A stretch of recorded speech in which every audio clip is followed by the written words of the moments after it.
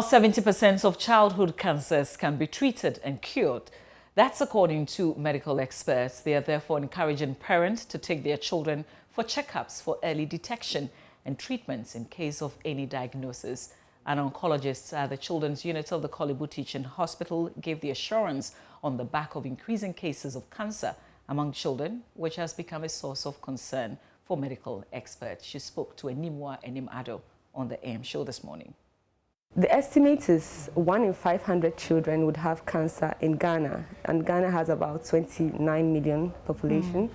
Yeah, so when you put that, you realize that about 1,200 of 200 children would get cancer before they are 15 years old. However, that's actually not the number of cases we see at Korle Bu. Okay. Yeah, at Korle Bu we are seeing about 180 cases. So that shows you that cases are being underreported, and we are not getting the actual statistics. So it means that we are missing a lot of children in the local regions and places where, you know, immediately a child gets something that looks like cancer, they don't go to the hospital, and then they tend to treat it some other way, and then the child probably dies. Right. Yes. So this is 1,200 is kind of an estimated number.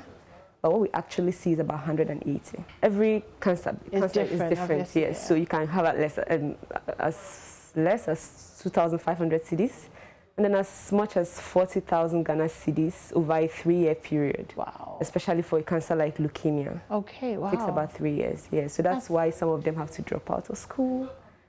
You get for treatment, yeah, because they're in the hospital.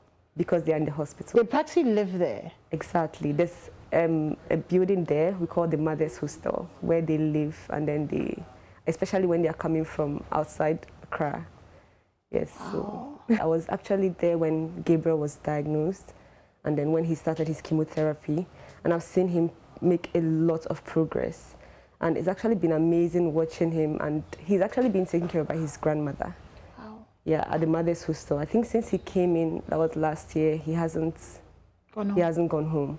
Okay, so somebody like Gabriel, who we can see really wants to go back to school, if let's say his grandmother for some reason runs out of finances or out of people helping or supporting, then what happens to Gabriel? Yeah. Yeah. So if his grandmother can have some assistance by maybe some medications on insurance, some of the labs, because not just medications, they are doing labs, they are doing investigations, and all this costs a lot of money.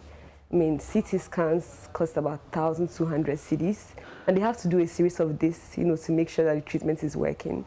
They have to do MRIs, they have to do bone marrow biopsy. All these things are expensive. They are very expensive. So if something like bone marrow biopsy is on insurance, I think bone marrow is about 100 and something cedis.